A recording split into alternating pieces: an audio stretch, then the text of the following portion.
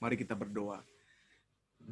Bapa di dalam surga, kami percaya pada hari ini tanggal 6 Agustus, Tuhan hadir bersama-sama dengan kami, beserta dengan hamba, beserta dengan juga jemaat Tuhan. Dan kami percaya Engkau yang akan melawat setiap kami, dan Engkau yang akan berbicara kepada kami. Urapi kami semua, baik yang melayani maupun jemaat Tuhan yang sama-sama fokus menyembah dan mendengar firman Tuhan dari rumah. Urapi kami semua agar kami dapat dengan sungguh-sungguh menerima hadirat Tuhan dan menerima jamahan Tuhan pagi hari ini. Kami tolak segala kuasa yang bukan dari Tuhan yang ingin mengganggu kami. Di dalam nama Tuhan Yesus. Dan kami percaya hadirat Tuhan yang akan memimpin semuanya dengan baik. Di dalam nama Tuhan Yesus. Yang percaya sama-sama katakan, amin. Siapa yang percaya bahwa Tuhan adalah kekuatan? Katakan, amin. Lambaikan tangannya. Tuhanlah kekuatan dan mazmurku. Katakan sama-sama. Dia gunung batu dan keselamatanku. Hanya padamu hatiku percaya. Kaulah menara dan kota perlindungan. Mari sama-sama katakan, Tuhan selalu bersyukur, sebab cintamu padaku takkan pernah berubah. Hatiku percaya, walau bergoncang dan gunung pun beranjak, namun kasih setiamu tak pergi dariku. Mari sekali lagi katakan, Tuhanlah kekuatan. Tuhanlah kekuatan dan mazmurku. Dia gunung batu, Dia gunung batu dan keselamatanku. Hanya padamu hatiku percaya, amin. Kaulah menara dan kota perlindungan. Mari lebih semangat lagi, sama-sama katakan, ku mau selalu bersyukur, sebab cintamu padaku takkan pernah berubah. Hatiku percaya, walau gunung-gunung beranjak, namun kasih setiamu tak pergi dariku. Ku mau selalu bersyukur, sebab cintamu padaku takkan pernah berubah. Hatiku percaya, walau bumi bergoncang. Katakan, gunung-gunung beranjak, namun kasih setiamu tak pergi dariku. Ku mau selalu bersyukur, sebab cintamu padaku takkan pernah berubah. Hatiku percaya, walau bumi bergoncang, gunung-gunung beranjak, namun kasih setiamu tak pergi. Katakan, kasih setiamu, kasih setiamu tak pergi dariku. Kasih setiamu tak pergi dariku. Beri kemuliaan bagi Tuhan, lebih dahsyat lagi, haleluya. Biasanya setiap minggu kalau angkat pujian kita duduk. Nah, kesempatan ini saya ingin kita semua sama-sama berdiri dari rumah. Tapi mohon maaf, saya nggak bisa ikut berdiri karena gitar saya nggak ada tali, nanti takutnya jatuh ke bawah ya. Saya rindu kita semua bangkit berdiri. Mari sama-sama kita antusias, lebih semangat. Dan saya percaya kalau kita memuji Tuhan dengan ekspresi yang luar biasa, bahwa Tuhan disenangkan pagi hari ini. Amin. Denganmu Tuhan, ku kan berjalan, kuasa-Mu tercurah bagiku senantiasa. Denganmu Tuhan, ku kan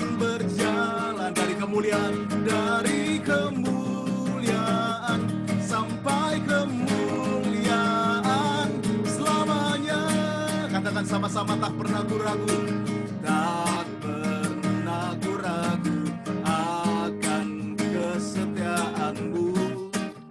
Kau tuntun hidupku sepenuh jiwa, sepenuh jiwaku, ku yakin dan percaya. Kau tuntun langkahku. Mari sama-sama panggil Dia, Yesus. Yesus, Kau Raja dalam hidupku, berkuasa berjaya untuk selamanya. Hanya Kau Tuhan, sumber kekuatan, kuasa-Mu tercurah bagiku senantiasa. Dengan-Mu Tuhan, ku kan berjalan dari kemuliaan sampai kemuliaan selamanya. Ketika lagu dengan lirikku kan berjalan, kita sama-sama berjalan di rumah masing-masing. Amin. Siap? Karena saya percaya begini, kita hidup bukan karena melihat, tapi karena percaya. Orang yang percaya akan terus berjalan bersama dengan Tuhan dan akan melihat kemuliaan Tuhan dinyatakan, akan melihat mujizat Tuhan dinyatakan dalam kehidupan kita. Siap semua berjalan dari rumah, amin. Hanya Kau Tuhan, sumber kekuatan, kuasa-Mu tercurah bagiku senantiasa. Sama-sama berjalan. Hanya Kau Tuhan, ku kan berjalan dari kemuliaan sampai kemuliaan selamanya. Dari kemuliaan sampai kemuliaan selamanya. Beri kemuliaan bagi Tuhan lebih dahsyat. Haleluya. Saya percaya orang yang berjalan bersama dengan Tuhan pasti akan melihat kemuliaan. Yang percaya katakan amin. Silakan duduk kembali Bapak Ibu Saudara yang dikasihi Tuhan. Kita akan sama-sama menyembah Tuhan. Siapa yang merasakan Tuhan hadir bersama-sama dengan kita? Lambaikan tangan. Haleluya. Saya merasakan kuasa Tuhan hadir memenuhi kita pagi hari ini. Kita diberikan semangat yang baru. Kita disegarkan kembali. Siapa yang merasa disegarkan kembali? Katakan amin. Haleluya. Mari kita sama-sama datang kepada Tuhan. Yesus, kemuliaan-Mu pulihkan hatiku. Yesus, kemuliaan-Mu berkati hidupku. Mari sama-sama katakan Yesus. Yesus, kemuliaan-Mu pulihkan hatiku. Mari panggil nama Dia. Yesus, kemuliaan-Mu berkati hidupku. Mari sama-sama katakan segala pujian, syukur bagimu. Kau hadir dalam hidupku. Kini ku datang sujud di hadapan-Mu, memuji-Mu, menyembah-Mu. Yesus, ku menyembah-Mu. Mari sama-sama katakan, mari panggil nama Dia, Yesus. Yesus, kemuliaan-Mu pulihkan hatiku. Mari panggil nama Dia, Tuhan Yesus. Yesus, kemuliaan-Mu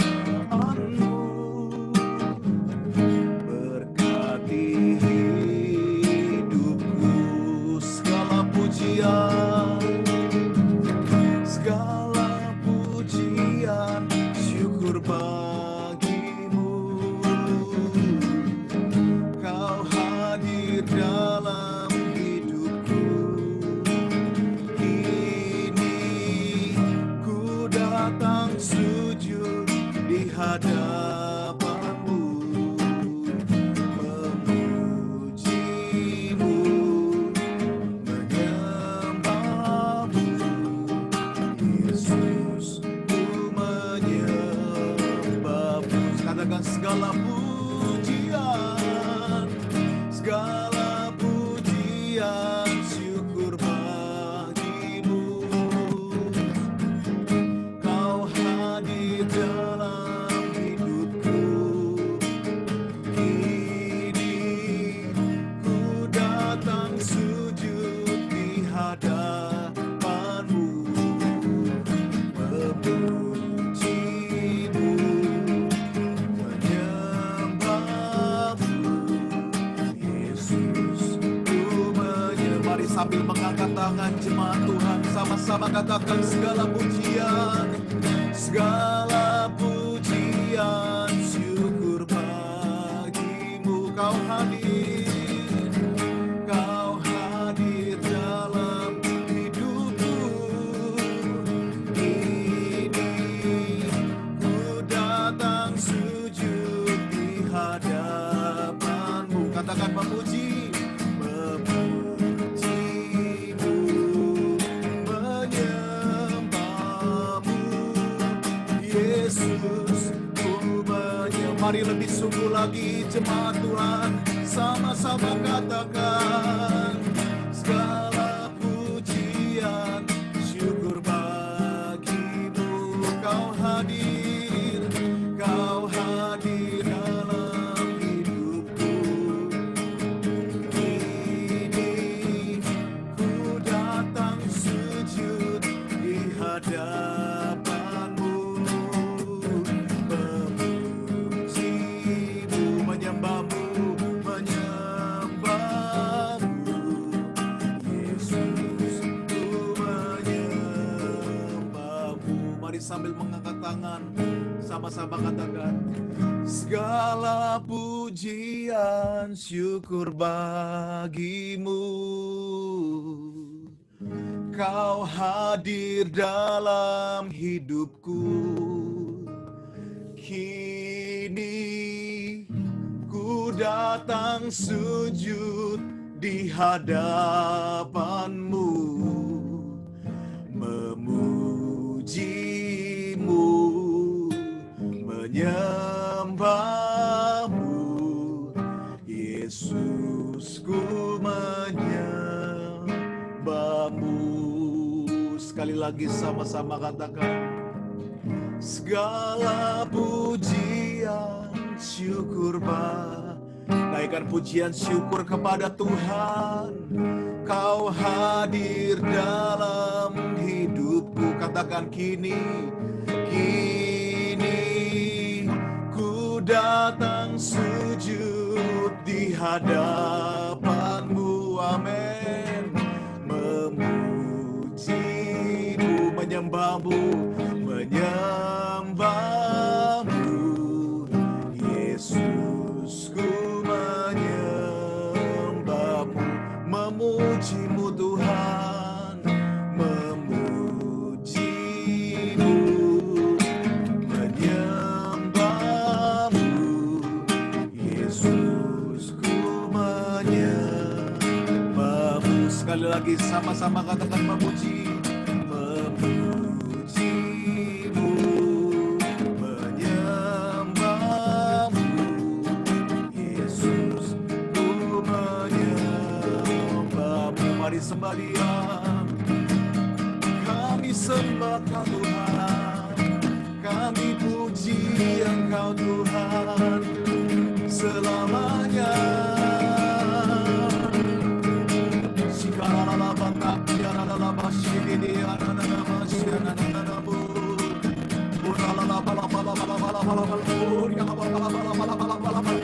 Kami sembah, haleluya. Mari naikkan syukur kepada Tuhan. Mari angkat pujian yang terbaik, penyembahan yang terbaik. Sembah Dia, haleluya. Sikiri aralala batakara lala balaba.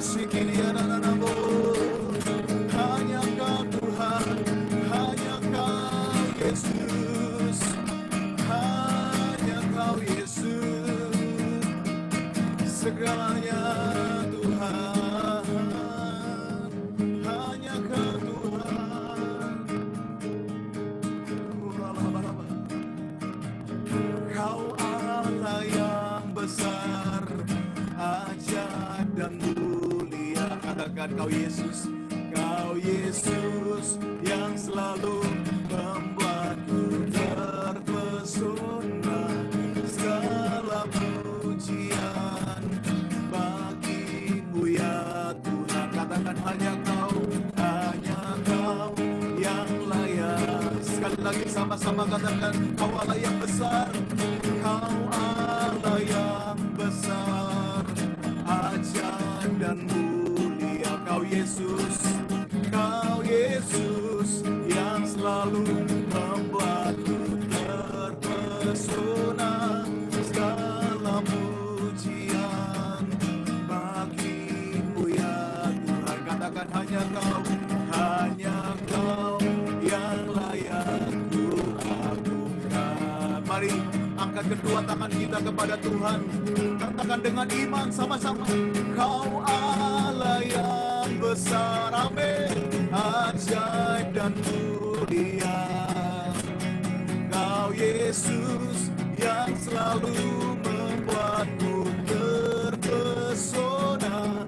Segala pujian bagimu ya Tuhan. Hanya Kau yang layak ku agungkan. Kau Allah yang besar, Kau Allah yang besar, ajaib dan mulia, amin. Kau Yesus yang selalu membuatku terpesona.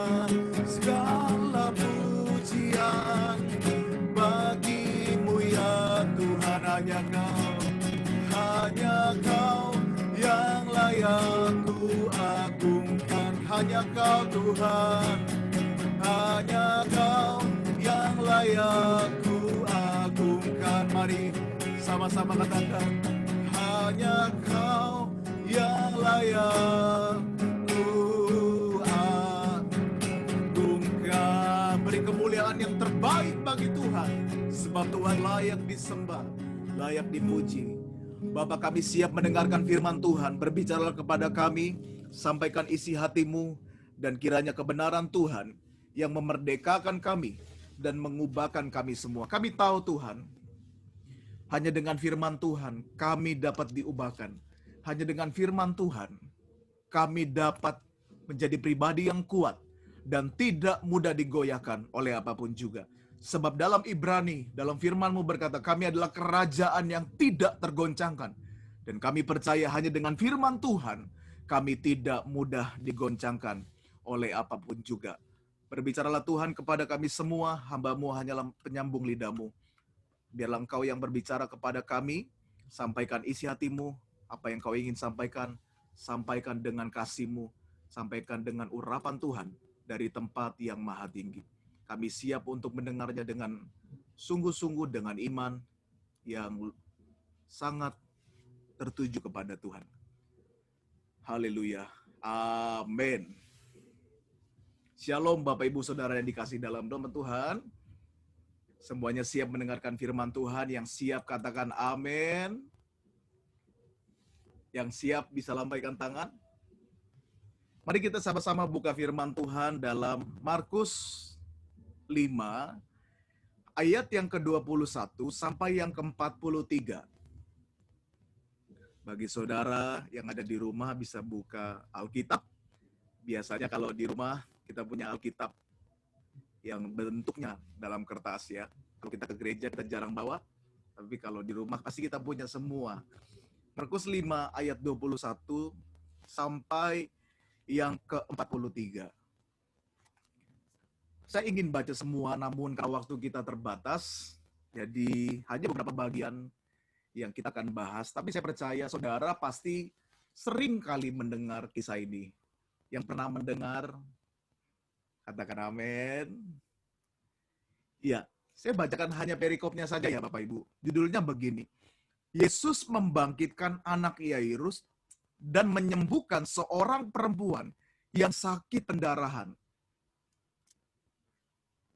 Tema firman Tuhan pada pagi hari ini, saudara, pada minggu yang pertama, di awal memasuki bulan September, temanya adalah terlambat, saudara. Sama-sama katakan terlambat.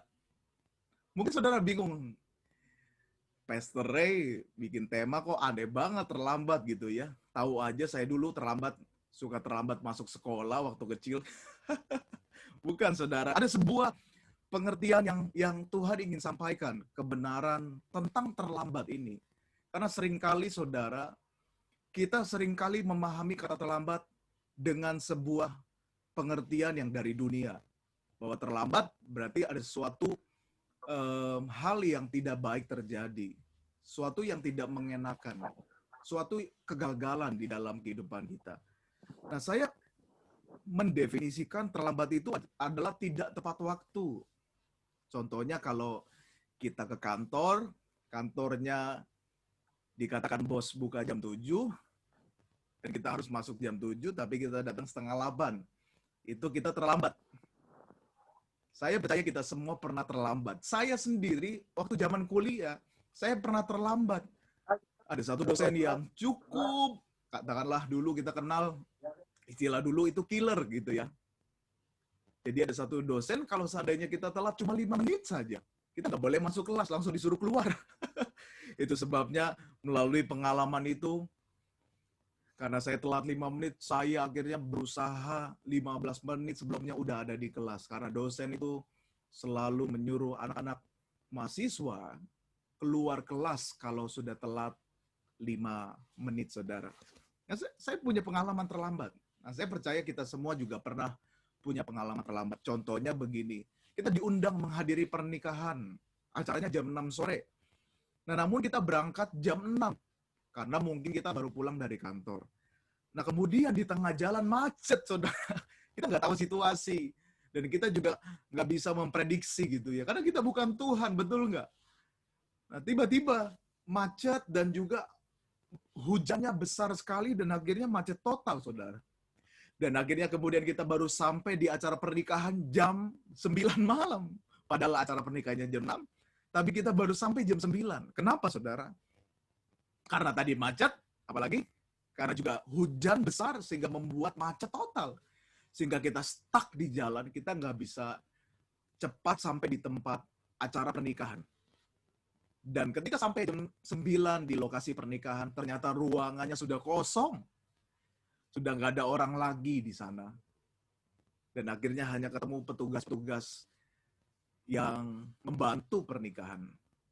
Nah, itu menggambarkan sebuah peristiwa seseorang terlambat untuk menghadiri sebuah acara.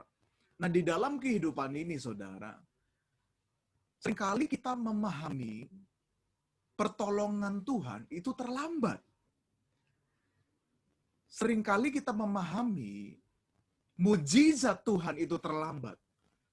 Kenapa? Karena keadaan kita yang seolah-olah semakin buruk. Gitu ya. Nah, kalau saya perhatikan di kisah Yesus membangkitkan anak Yairus, saudara, Alkitab mencatat, nanti Bapak Ibu perhatikan baik-baik ya, bisa baca di rumah, bahwa Yairus ini kepala rumah ibadat. Nah, Alkitab mencatat, anaknya ini hampir mati, lalu ia mencari Yesus, dan ia berkata kepada Yesus, supaya Yesus mendoakan anaknya, saudara. Supaya anaknya itu bisa tetap hidup dan selamat. Perhatikan sebuah kisah ini, saudara. Dan kalau saya menceritakan lebih detail lagi, dan pada akhirnya ketika Yesus di tengah jalan, anaknya sudah meninggal. Ada salah satu keluarga Yairus mengatakan bahwa kamu nggak usah menyusahkan Yesus lagi.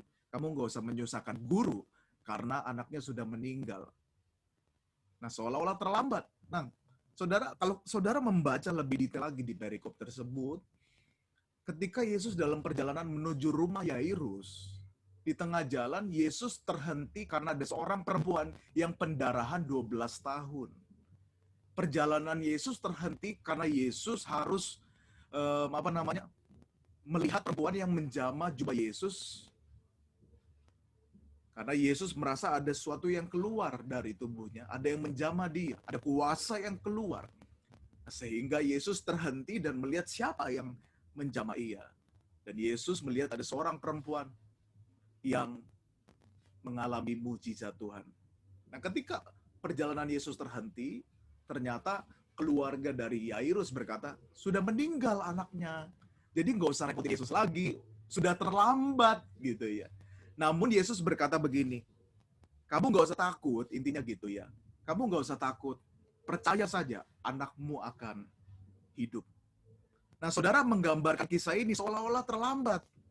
Seolah-olah pertolongan Tuhan terlambat. Kenapa?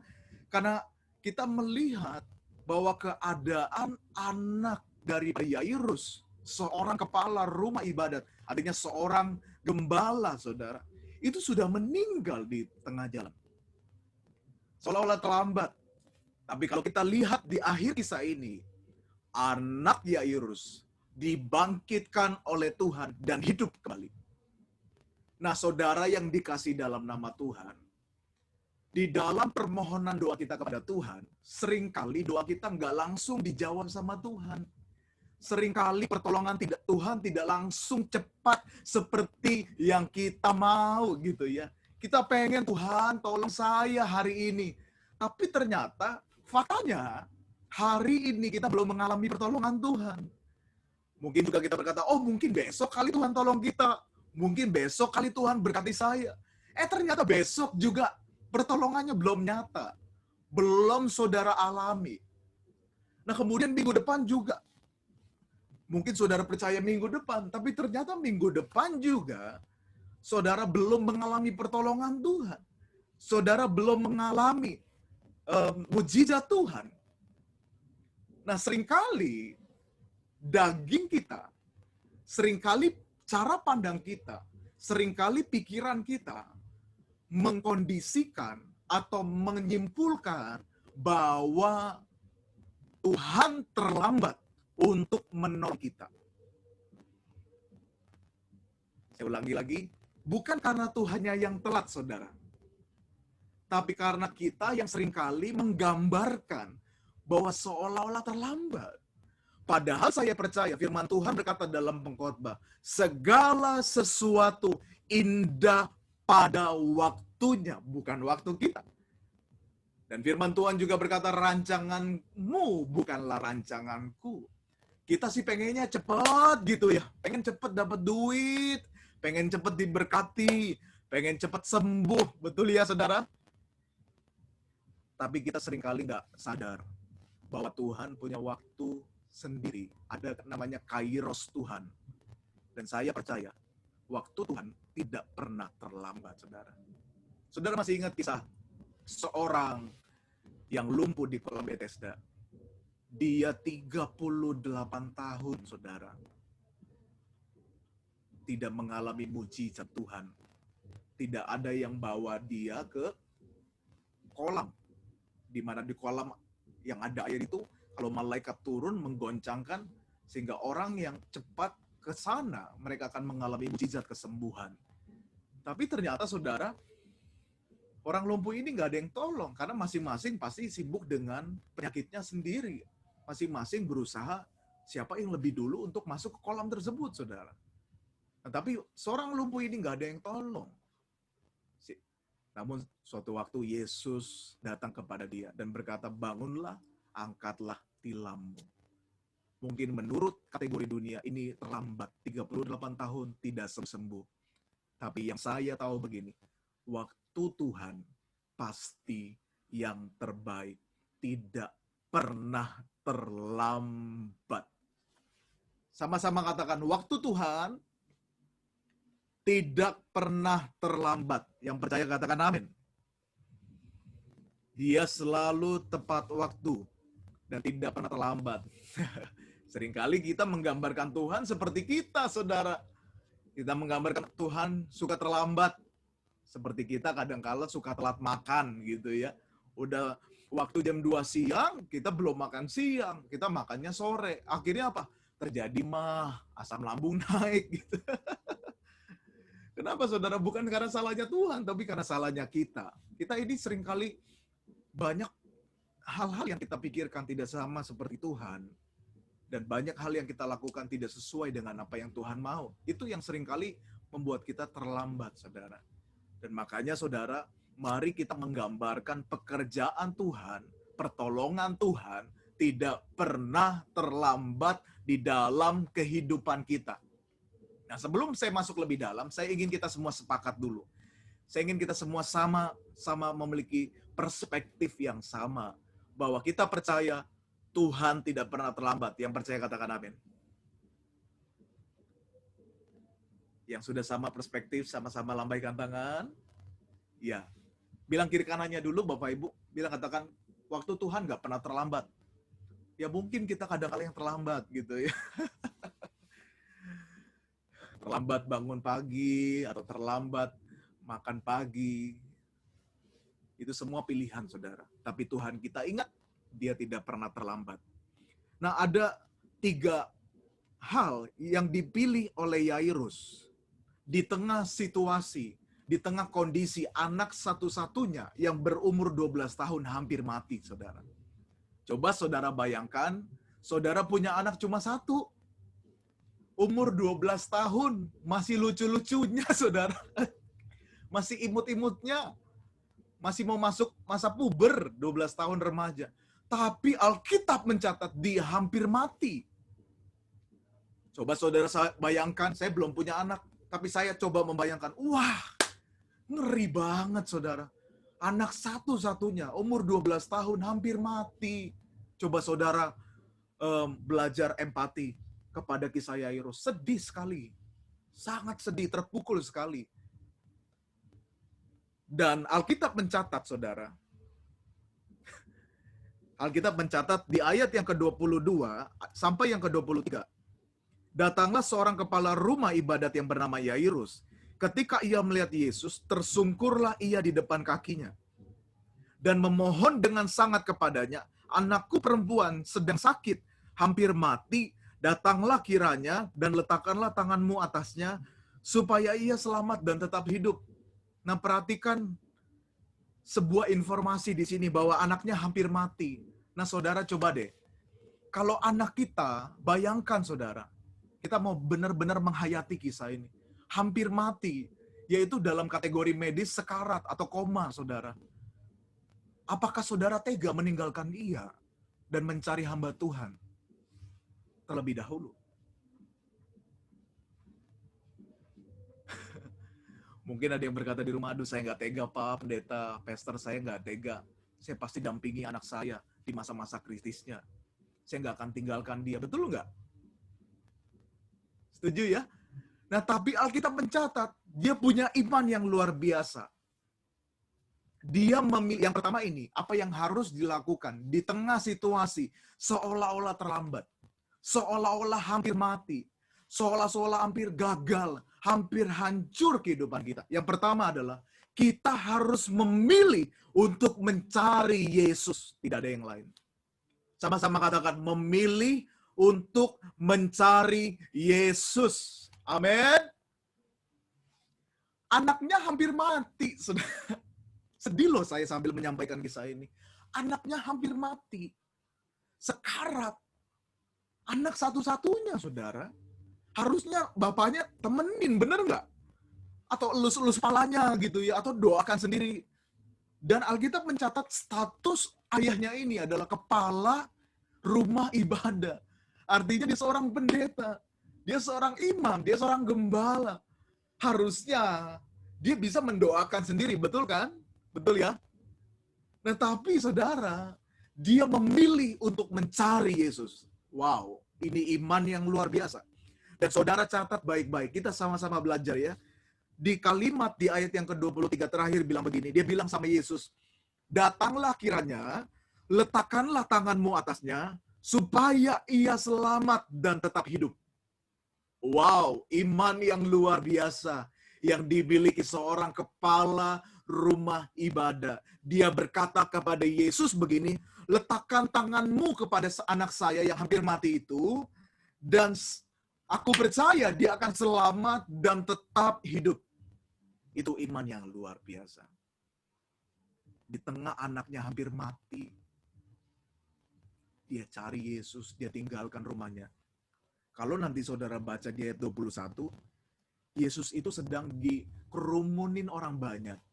Alkitab mencatat berbondong-bondong orang banyak mengikuti Yesus. Nah, jadi kemungkinan besar, saudara, kepala rumah ibadat ini yang bernama Yairus, dia cukup berusaha untuk mencari Yesus di tengah kerumunan banyak orang. Nah, saya percaya kalau Yesus berjalan dari satu daerah, satu rumah ke rumah, daerah ke daerah, kota ke kota, yang ngikut itu bukan hanya murid Yesus. Ada sebuah gambaran, ada kisah Yesus diberi makan 5.000 orang. Nah, saya menggambarkan berarti Yesus kemungkinan besar diikuti ribuan orang, saudara. Bukan hanya 12 orang, bukan hanya 100 orang, ribuan orang. Bayangkan, saudara, ribuan orang berkerumunan ada di sekitar Yesus. Namun itu tidak mengurangi semangat kepala rumah ibadat yang bernama Yairus untuk mencari Yesus, untuk meminta pertolongan. Saudara yang terkasih dalam nama Tuhan, seberat apapun tantangan kehidupan kita, apapun kondisi kehidupan kita, jangan pernah berhenti berusaha untuk mencari Tuhan. Apalagi kalau kita dipenuhi dengan segala tantangan-tantangan, faktor-faktor tertentu yang membuat kita sulit mencari Yesus. Justru dalam faktor tertentu itu kita harus berusaha lebih maksimal. Kita harus berjuang lebih sungguh-sungguh untuk mencari Yesus. Karena setiap perjuangan membuktikan bahwa kita beriman. Nah, kalau kita berjuang mencari Yesus, berarti kita punya iman yang kuat kepada Yesus. Dan yakin percaya, iman kita yang akan memperlihatkan mujizat Tuhan terjadi dalam kehidupan kita. Yang percaya katakan amin. Jadi saudara, tidak ada yang terlambat. Anak Yairus hampir mati. Tapi dia punya iman, enggak terlambat. Saya cari Yesus sampai ketemu. Dan saya katakan, asal kamu tumpang tangan, anak saya akan selamat dan tetap hidup. Itu iman dia. Itu kerinduan dia. Nah, hal yang kedua, ini menarik, saudara. Yairus memilih untuk beriman dan tidak goyah. Nah, tadi kita baca di ayat yang ke-23 berkata, supaya anaknya tetap selamat dan tetap hidup. Nah, tetapi di tengah jalan, saudara, Yesus terhenti karena ada seorang perempuan yang pendarahan yang menjamah jubah Yesus dan sembuh. Dan akhirnya fokus Yesus berubah dulu. Tadinya fokus Yesus kepada Yairus, berjalan menuju rumah Yairus, tapi fokus Yesus berubah seketika karena ada seorang perempuan yang pendarahan 12 tahun yang perlu ditolong dan perlu didoakan, saudara. Nah, ketika terhenti perjalanan tersebut, kemudian ada keluarga, kepala rumah ibadat. Kita coba sama-sama buka di ayat yang ke-35 sampai 36. Ketika Yesus masih berbicara, datanglah orang dari keluarga kepala rumah ibadat itu dan berkata, anakmu sudah mati, apa perlunya lagi engkau menyusahkan guru? Jadi keluarganya sudah bilang, saudara, sudah kasih tahu informasi bahwa anakmu sudah mati. Padahal coba perhatikan tadi, imannya si Yairus berkata supaya tetap selamat dan tetap hidup. Berarti dalam sebuah persepsi, dalam sebuah permohonan doa, supaya anaknya tidak mati. Jadi tetap hidup, betul nggak, saudara? Setuju ya? Nah, tapi ternyata faktanya anaknya mati. Faktanya anaknya udah nggak punya nafas lagi. Dan keluarga terdekatnya lapor kepada Yairus berkata, anakmu sudah mati. Udahlah, nggak usah nyusahin Yesus lagi. Ya udah mati kok. Udah nggak tepat lagi untuk didoakan Yesus. Nanti merepotkan Yesus dan lain sebagainya, saudara. Tetapi perhatikan di ayat 36, Yesus berkata begini, tetapi Yesus tidak menghiraukan perkataan mereka dan berkata kepada kepala rumah ibadat, jangan takut, percaya saja. Sama-sama katakan, jangan takut, percaya saja. Amin. Nah, saudara, kembali saya mau ajak saudara masuk ke kisah ini ya. Kita masuk ke kisah ini. Di tengah jalan, saudara mendengar kabar anak satu-satunya itu meninggal. Syok nggak? Wah, Kalau saya nih, sebagai manusia, syok pasti. Terpukul, saudara. Mungkin bisa langsung dalam keadaan berkabung, berduka. Sedih sekali, saudara. Ditambah, dia tidak melihat anaknya meninggal di depan matanya. Dia dapat info saja dari keluarganya. Dia dapat info bahwa anaknya sudah meninggal. Udah gitu dikasih tahu lagi, jangan nyusahkan Yesus. Karena anaknya sudah meninggal. Kalau Yairus tidak punya iman yang teguh kepada Tuhan, dia pasti akan berkata, ya sudah, tidak ada gunanya lagi untuk didoakan. Cukup sudah. Cukup, gitu ya. Nggak ada gunanya lagi, udah meninggal, udah deh, Tuhan udah, Yesus nggak usah ke rumah saya, kita sama-sama aja deh lakukan ibadah penghiburan ya, nanti Tuhan Yesus yang bawa firman. Tapi iman Yairus, dia tetap teguh. Ketika Tuhan berkata, jangan takut dan percaya saja, Yairus tidak komentar apa-apa. Alkitab tidak mencatat Yairus takut. Alkitab tidak mencatat Yairus sedih. Tapi Alkitab tetap mengkisahkan Yairus tetap bersama dengan Yesus menuju tempat di mana anaknya sudah meninggal. Iman yang sungguh luar biasa.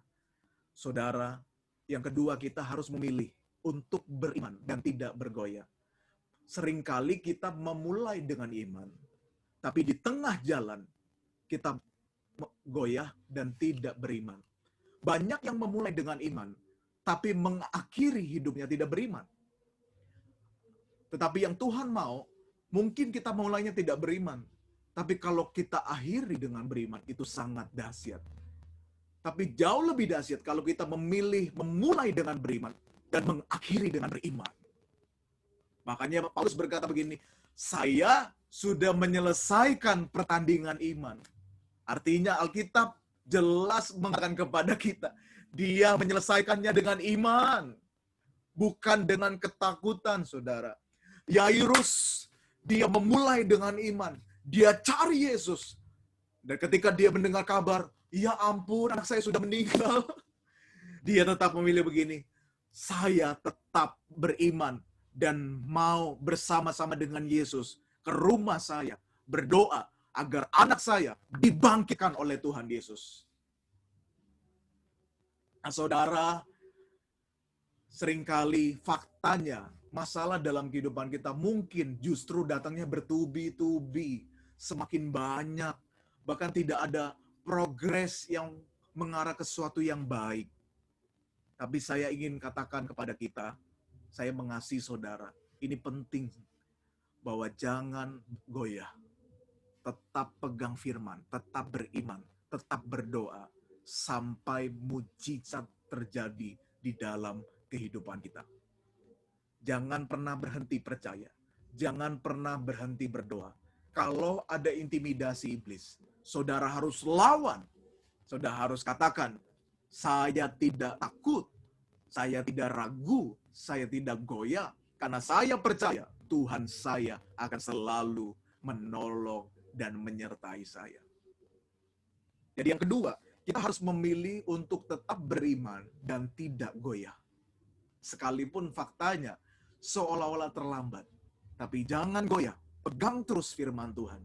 Maka Tuhan akan memperlihatkan mukjizat terjadi dalam kehidupan kita. Amin. Nah, yang terakhir, saudara, Yairus memilih untuk memberikan otoritas penuh kepada Yesus untuk bekerja. Kalau kita lihat sama-sama di ayat yang ke-40 sampai yang ke-42, saya baca bagi saudara, tetapi mereka menertawakan dia. Nah, kalau saya membaca di perikop di dalam Injil Lukas yang berbicara tentang kisah kepala rumah ibadah ini, saudara, itu ada orang-orang yang meniup-niup suling, ada orang-orang yang rame gitu ya di ruangan di mana anak Yairus sudah meninggal. Dan bahkan saya percaya itu keluarga besar daripada Yairus, atau mungkin juga jemaat-jemaat yang melihat ke sana. Nah, kemudian saudara, ketika Yesus datang ke sana dan ingin mendoakan, mereka itu semua menertawakan Yesus. Mereka itu tertawa. Ayat 40 berkata begini, tetapi mereka menertawakan dia. Maka diusirnya semua orang itu, lalu dibawanya ayah dan ibu anak itu dan mereka yang bersama-sama dengan dia masuk ke kamar anak itu. Di sini Yairus, saudara, dia memberikan otoritas penuh kepada Yesus untuk bekerja, untuk mendoakan di rumahnya.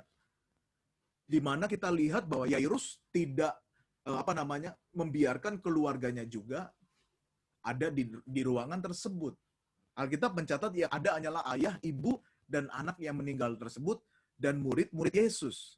Tapi orang-orang atau keluarga besar dan lainnya diusir sama Yesus keluar. Nah, kita melihat yang punya rumah siapa? Yang punya rumah Yairus.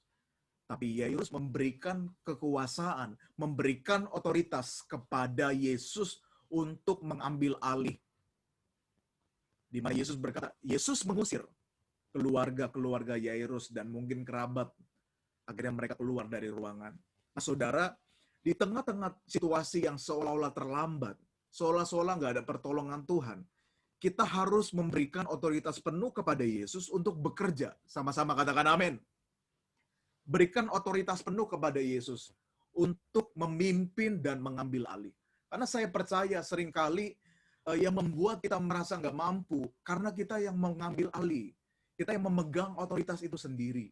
Tapi kalau kita lepaskan otoritas itu kepada Tuhan, dan membiarkan Tuhan yang menuntun dan mengarahkan, saya percaya bahwa apa yang dipimpin oleh Tuhan, apa yang ada di tangan Tuhan, itu akan mendatangkan mujizat dan pertolongan yang luar biasa. Yang percaya katakan amin. Nah, jadi kalau kita punya masalah, punya pergumulan yang berat dan lain sebagainya, saudara, kita berikan otoritas kepada Tuhan. Biarkan Tuhan yang memimpin. Biarkan Tuhan yang memberikan jalan keluar. Alkitab mencatat pencobaan yang kita alami adalah pencobaan apa? Yang biasa, yang tidak melebihi kekuatan kita. Dan dia Tuhan yang akan memberikan jalan keluar kepada kita, agar kita dapat menanggungnya. Nah, Alkitab mencatat yang memberikan jalan keluar siapa? Tuhan, saudara. Bukan kita yang mengetahui jalan keluar, tapi Tuhan yang memberikan jalan keluar. Nah, supaya kita tahu jalan keluar, solution in our problem, in our struggle, in our life, kita harus memberikan otoritas penuh kepada Tuhan, supaya dia yang mengambil alih, dan dia yang akan memberikan jalannya kepada kita, sehingga kita akan melihat bahwa jalan Tuhan itu sangat indah, sangat luar biasa. Nah, hari ini saudara, saya perkatakan bahwa tidak ada masalah yang lebih besar daripada Tuhan kita. Tidak ada sakit penyakit yang lebih besar daripada Tuhan kita. Karena Tuhan kita lebih besar dari itu semua. Yang percaya katakan amin. Nah, jadi yang pertama yang harus kita lakukan adalah seperti Yairus, memilih untuk mencari Yesus. Yang kedua apa? Memilih untuk beriman dan tidak goyah.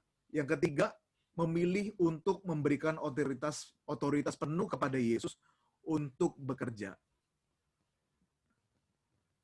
Saya ingin katakan terakhir begini. Jangan pernah katakan terlambat. Jangan pernah katakan nggak mungkin. Tapi sebaliknya katakanlah, waktu Tuhan pasti yang terbaik. Dan dalam Tuhan segala sesuatunya mungkin. Mungkin seolah-olah keadaannya, saudara, faktanya, datanya, seolah-olah kita nggak melihat ada sebuah harapan. Justru ada sebuah penurunan. Tapi kalau kita pegang Tuhan, kita terus percaya kepada Tuhan. Saya yakin dan percaya bahwa Tuhan tidak pernah tidur. Dia selalu ingin menolong kita. Amin. Jadi siapa yang percaya waktu Tuhan tidak terlambat, dia pasti lakukan yang terbaik, saudara. Anak Yairus satu-satunya 12 tahun meninggal. Tapi kalau di tangan Tuhan, kalau Tuhan ada di ruangan itu, dia pasti akan mendatangkan mujizat. Nah, kalau Tuhan ada di ruangan saudara, dan saudara memberikan ruangan saudara penuh kepada Tuhan, memberikan ruangan hati, ruangan rumah tangga saudara, ruangan pekerjaan saudara untuk Tuhan, saya yakin dan percaya, kalau saudara yakin Tuhan hadir, maka mujizat Tuhan akan dinyatakan, akan terjadi pertolongan dan keajaiban Tuhan. Yang percaya katakan amin. Ya, oke. Bapak Ibu Saudara, mari kita sama-sama berdoa. Kita akan masuk dalam perjamuan kudus, Saudara. Mari siapkan sama-sama roti dan anggur.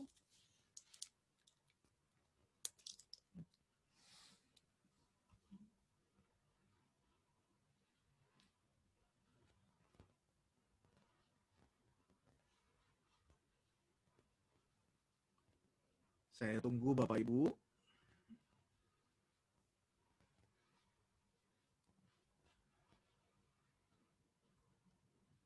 Ya, semua sudah siap ya. Bagi yang tidak punya anggur, bisa siapkan teh atau atau apa, sirup dan lain sebagainya.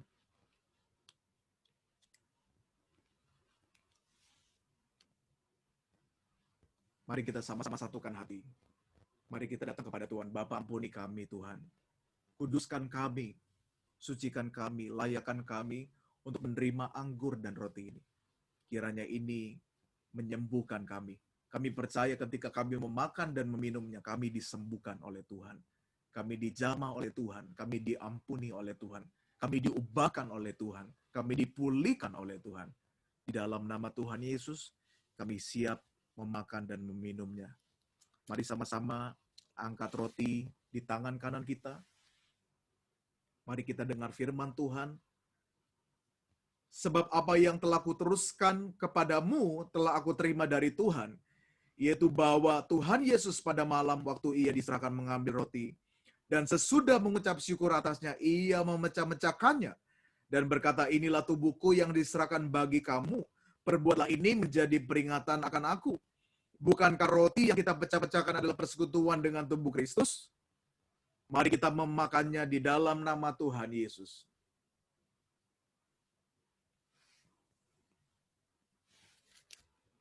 Mari kita siapkan anggur. Mari kita angkat cawan kita. Demikian firman Tuhan. Demikian juga ia mengambil cawan sesudah makan lalu berkata, perbuatlah ini setiap kali kamu meminumnya, menjadi peringatan akan aku. Bukankah cawan pengucapan syukur yang atasnya kita ucap syukur adalah persekutuan dengan darah Kristus? Mari kita minum dalam nama Tuhan Yesus.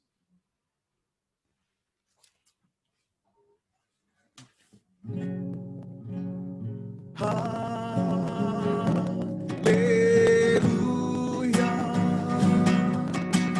Haleluya. Haleluya.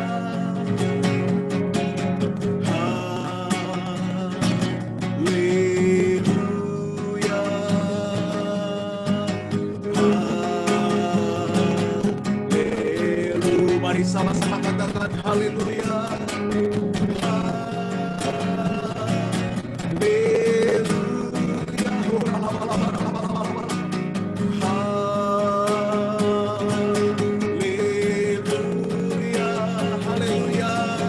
Haleluya, ada damai sejahtera.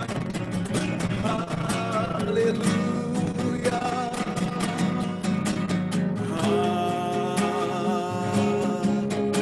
Haleluya. Mari angkat kedua tangan kita di hadapan Tuhan. Percayalah kuasa darah Tuhan mengubah kita, memulihkan kehidupan kita.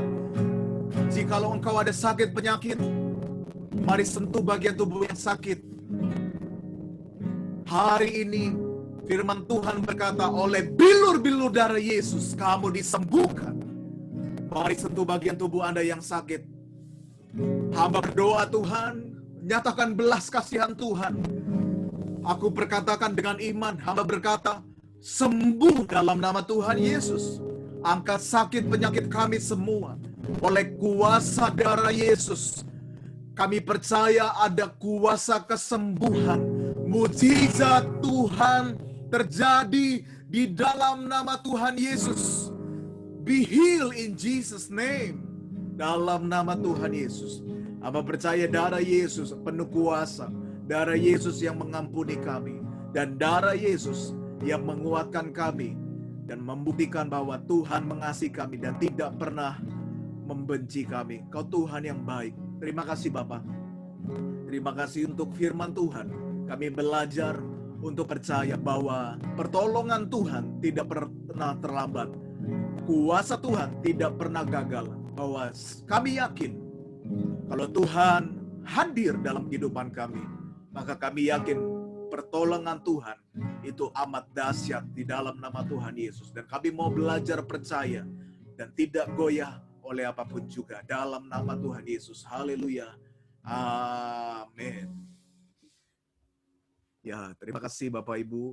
Kita sama-sama akan mendengarkan pengumuman. Saya memberikan waktu dan kesempatan kepada Pak Rizal untuk menyampaikan pengumuman bagi kita semua.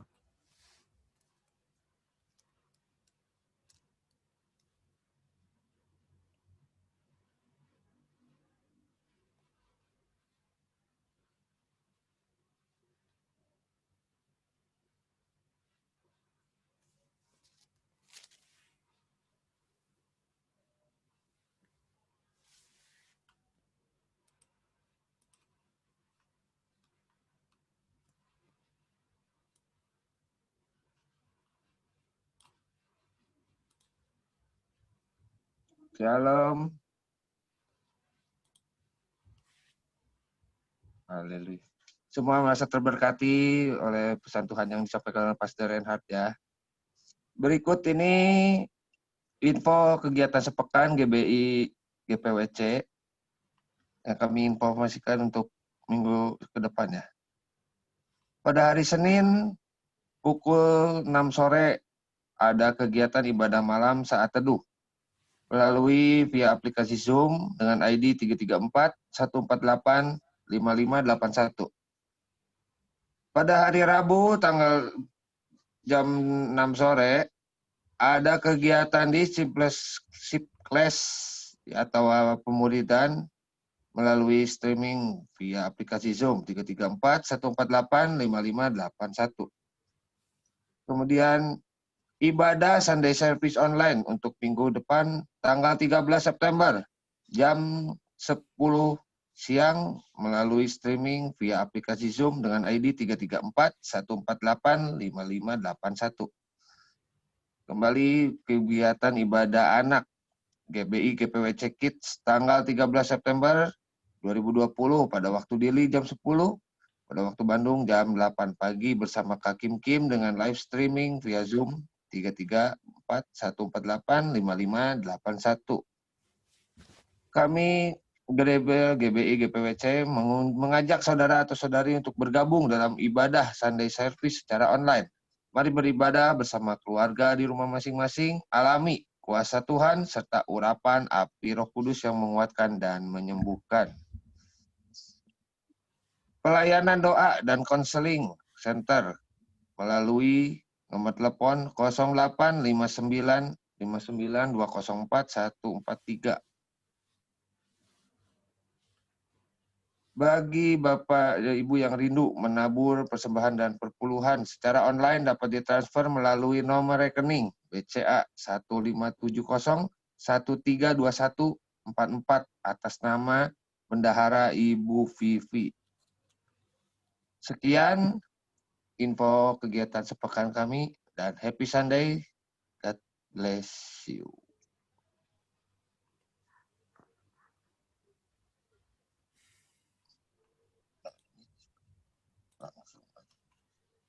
Ya, terima kasih Pak Rizal, Tuhan berkati. Kita akan berdoa syafaat. Saya boleh minta kesediaan Pak Budiono. Shalom Pak.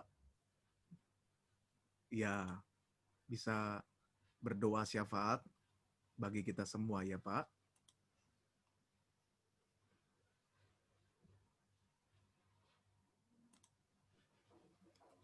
Apakah suara saya terdengar jelas?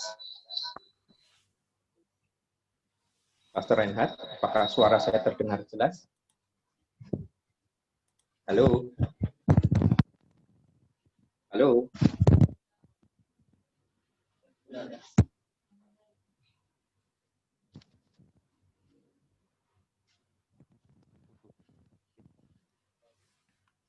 Mari kita berdoa. Kami bersyukur, kami berterima kasih untuk siang hari ini Tuhan, kami sudah boleh mendengar firman-Mu, Kami percaya bahwa kuasa Tuhan Roh Kudus yang akan merubah firman itu menjadi rema dalam setiap hati kami. Tuhan, kami berterima kasih pada saat ini. Kami ingin menaikkan doa-doa syafaat kami.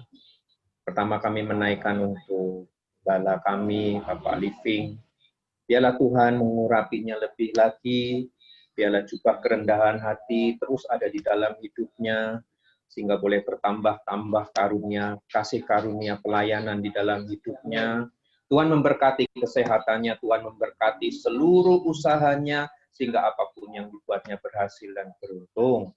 Kami juga mengangkat Pastor Reinhard saat ini. Tuhan, Kau yang tahu segala macam pergumulannya, apapun yang sedang dia hadapi. Tuhan memberkati saat ini di dalam nama Yesus. Juga rencana dalam waktu beberapa bulan ke depan, Pastor Reinhard akan melakukan pernikahan. Tuhan yang sediakan semua yang dibutuhkan oleh Pastor Reinhard saat ini di dalam nama Yesus. Terima kasih, kami bersyukur, dan saat ini kami berdoa untuk setiap anak-anak-Mu Tuhan yang mengikuti Zoom ini. Di dalam nama Yesus saat ini tercurah, turun saat ini berkat daripada Tuhan. Damai sejahtera yang melampaui segala akal, sukacita, kebahagiaan, saat ini tercurah di dalam hidup kami di dalam nama Tuhan Yesus Kristus. Kami terlalu percaya pertolongan Tuhan nyata di dalam hidup kami. Meskipun kami masih harus melalui pandemi COVID ini, tapi kami percaya nama Yesus nama di atas segala nama. Dan Tuhan akan selalu memberikan perlindungan yang terbaik. Terima kasih. Kami berdoa, kami berterima kasih untuk Kota Bandung, Shalom Bandung saat ini, damai sejahtera akan terus diberikan kepada Bandung saat ini. Kami berdoa untuk seluruh eksekutif, legislatif yang ada di Bandung. Tuhan, biarlah roh yang takut akan Tuhan dicurahkan, sehingga Bandung ini boleh semakin sejahtera. Kami juga berdoa untuk Indonesia. Salam Indonesia. Sejahtera bagi Indonesia. Kami terlalu percaya Indonesia ada di hati Tuhan. Rencana Tuhan tidak akan pernah gagal pada Indonesia. Amin. Terima kasih untuk Presiden Jokowi yang sudah Tuhan berikan. Pemerintahannya dan semua apa yang dia kerjakan. Tuhan yang memberkati. Terima kasih Tuhan. Kami mau menyerahkan aktivitas kami selanjutnya. Pada siang hari ini, biarlah kami tetap berjalan bersama Tuhan Roh Kudus. Kami terlalu percaya, apapun yang kami lakukan akan berhasil dan beruntung. Di dalam nama Yesus, kami sudah berdoa dan mengucap syukur. Haleluya. Amin. Mari kita sama-sama angkat kedua tangan kita, kita akan terima berkat Tuhan. Mari sama-sama beriman dan percaya Tuhan akan menolong kita. Dia akan memberkati kita. Tuhan memberkati keluarga kita. Amin. Tuhan memberkati pekerjaanmu. Tuhan Amin. memberkati usahamu. Apa yang saudara kerjakan Tuhan akan buat berhasil. Amin. Amin. Naik bukan turun. Menjadi Amin. kepala bukan ekor. Amin. Tuhan akan melindungi dari COVID-19. Dan Tuhan akan pakai saudara untuk menjadi alat kemuliaan Tuhan. Dan Amin. segala penyakit mara bahaya tidak akan menimpa saudara. Terimalah berkat dari Tuhan, Dia menyinari kita dengan wajah-Nya, memberikan kasih karunia dan damai sejahtera. Amin. Serta persekutuan yang indah dengan Roh Kudus yang menyertai kita mulai siang hari ini sampai Tuhan Yesus datang kedua kali. Yang percaya dan diberkati Tuhan sama-sama katakan amin. Amin. Tuhan Yesus memberkati Bapak Ibu. Ya. Happy Selamat Sunday. Selamat hari Minggu. Ya, Tuhan berkati. Tuhan berkati. Ya, Tuhan berkati Pak Willy, Pak Yosua, Ya, Pak Yono, terima kasih Thank you, doanya Pastor. semua. Pak Wenhau, Ya, thank you. Pastor, Tuhan berkati. Bu Dina, Ibu Esther, Shalom. Gimana Shalom, kabarnya, Bu? Pastor. Puji Tuhan, Ya. baik. Pak Rahmat, salam kenal Pak Rahmat Sudrajat. Tuhan berkati ya. Halo. Ibu Kim, keluarga Hasibuan, Tuhan berkati. Tetap semangat, tetap sehat di dalam Tuhan. Amin. Amin. Saya rindu kita semua tetap sama-sama terkoneksi di dalam ibadah hari Senin, hari Rabu, supaya kita sama-sama bersekutu dalam Tuhan dan kita belajar firman Tuhan. Seperti hari ini, saya percaya itu firman Tuhan untuk saya juga dan untuk saudara. Dan kita sama-sama hidupi di sepanjang minggu ini, supaya hidup kita akan melihat mujizat Tuhan. Amin. Ya, jangan lupa pakai masker, cuci tangan. Ya. Ya, salam untuk semua keluarga, sehat-sehat, Tuhan berkati ya. Shalom. Shalom.